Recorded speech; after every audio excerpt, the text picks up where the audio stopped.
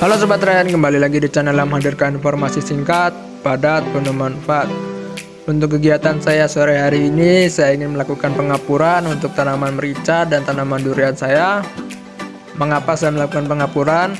Karena kurang lebih 1-2 bulan ini kondisi iklim di tempat saya kurang memadai ataupun kurang baik.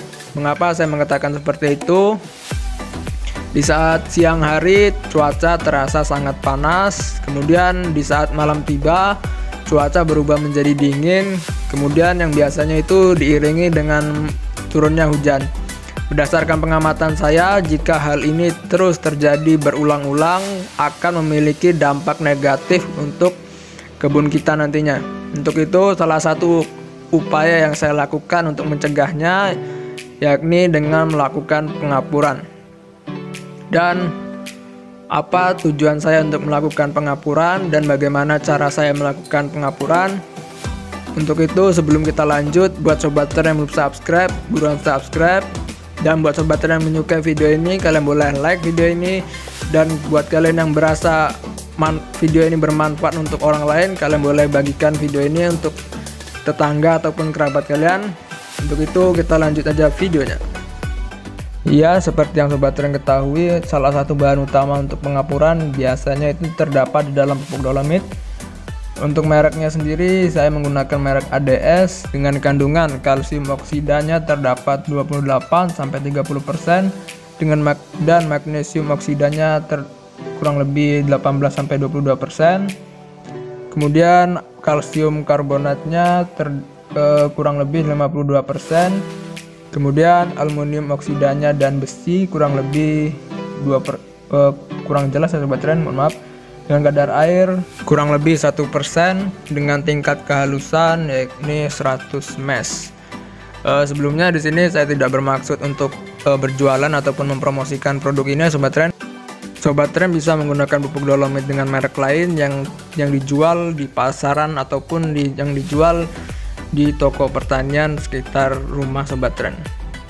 Untuk bentuk dalamannya sendiri ini berbeda dengan pupuk dolomit lain. Sobat tren bisa lihat dengan warnanya yang coklat begini ya sobat tren. Jika dipegang seperti ini akan terasa lembab gitu sobat tren, seperti dingin gitu sobat tren, karena memang pupuk dolomit ini mengandung kadar air yang cukup tinggi, berbeda dengan pupuk dolomit lainnya.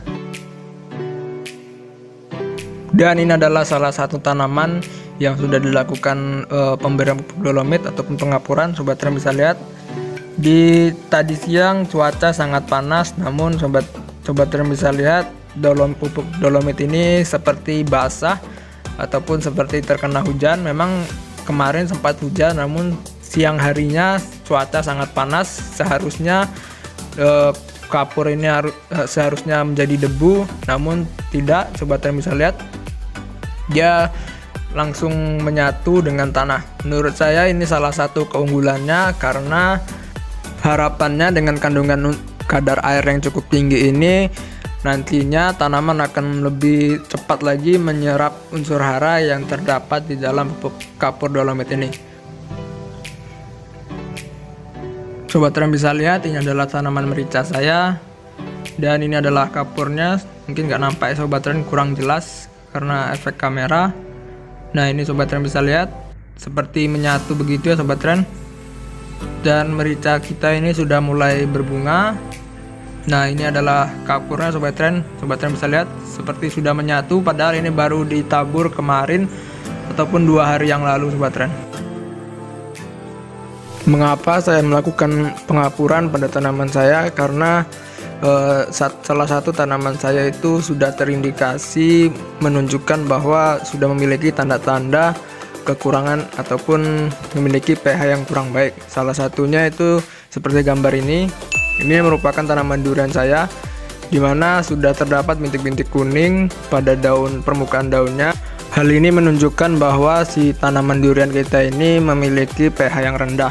Berdasarkan informasi yang saya dapat dari googling ataupun dari media online lainnya, tanaman kita ini memiliki kekurangan unsur zinc yang menyebabkan si daun ini menimbulkan gejala bintik-bintik kuning pada permukaan daunnya dan bintik-bintik hitam di bawah daunnya. Jadi seperti itu sobat tren. Berdasarkan informasi yang saya dapat pula, jika gejala kekurangan pH ini tidak segera ditangani, maka si tanaman durian ini akan memiliki pertumbuhan yang melambat, kemudian perkembangan daunnya ini mengerucut ataupun menyempit begitu sobat tren, berbeda dengan daun durian lainnya. Untuk itu saya langsung menyegerakan untuk pengapuran pada tanaman merica dan tanaman durian saya agar gejala tersebut tidak terjadi pada tanaman durian kita. Untuk itu langsung saja kita beri pengapurannya. Salah satu keuntungan dari jenis merek pupuk ADS ini adalah seperti yang saya sebutkan di awal, pupuk dolomit ADS ini memiliki kadar air yang cukup tinggi sehingga tanaman akan mudah untuk menyerap pupuk dolomit ini dikarenakan memiliki kadar air yang cukup tinggi. Seperti yang di awal sobat yang sudah melihat, pupuk dolomitnya itu seperti menyatu karena memang terdapat kadar air yang cukup tinggi pada pupuk dolomit ini.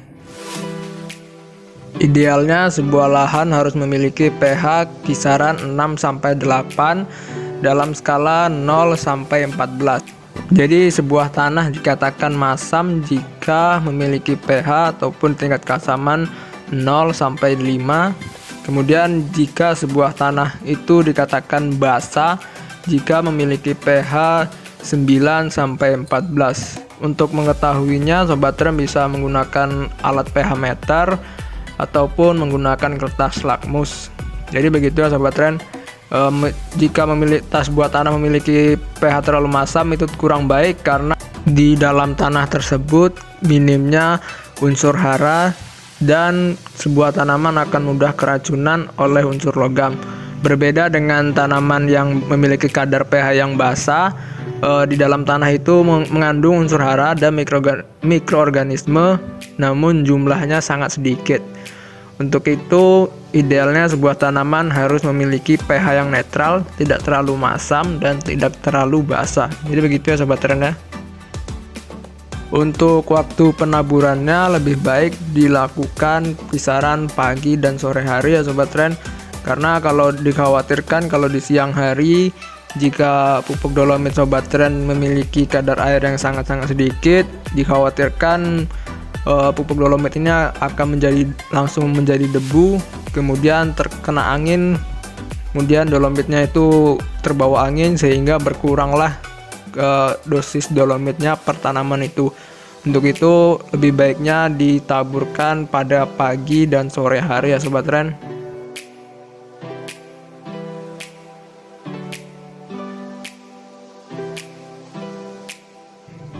Dan ini adalah tanaman durian kita yang lainnya sobat tren ya. Tingginya sudah kurang lebih 2 meter dengan pertumbuhan daun yang cukup baik. Dan sobat tren bisa lihat di pangkal batangnya terdapat tumpukan gulma. Ini bertujuan untuk mendapatkan pupuk organik secara gratis dengan menggunakan gulma. Selain menetralkan pH, berdasarkan informasi yang saya dapat, pupuk dolomit ini bisa sebagai alat dekomposer untuk gulma. Untuk itu saya ingin mencobanya setelah dilakukan pembersihan gulma di kebun kita ini. Kemudian kita berikan pupuk dolomit, apakah dolomit ini bisa menjadi alat dekomposer atau tidak. Untuk itu kita melakukan percobaan pada tanaman durian kita sobat tren ya. Sobat tren bisa lihat pertumbuhan daunnya lumayan baik, berwarna hijau segar. Dan begitu pula dengan tanaman lainnya. Ini adalah tanaman merica kita sobat tren ya, dengan tingkat percabangan yang sangat baik. Kemudian ini ada dolomitnya lagi sobat tren ya. Memang seperti menyatu begitu karena memang kandungan kadar airnya yang cukup tinggi, sehingga diharapkan dengan kadar air yang cukup tinggi ini tanaman akan sangat mudah menyerap pupuk dolomit kita sobat tren ya. Untuk cara pengaplikasiannya sangatlah mudah sobat tren ya. Sobat tren bisa lihat yang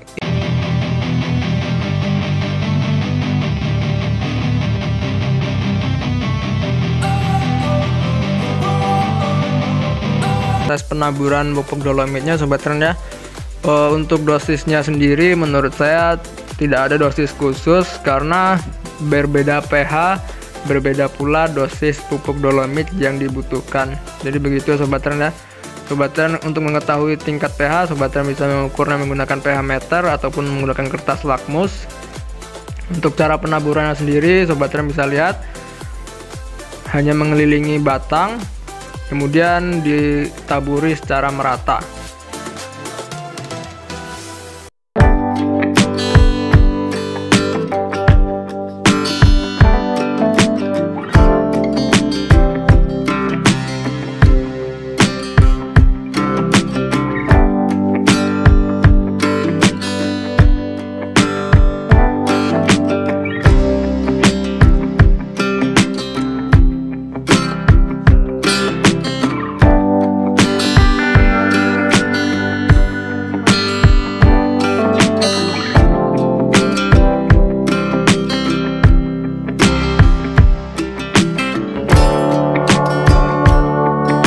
Sobat Tren yang suka video ini, kalian boleh like.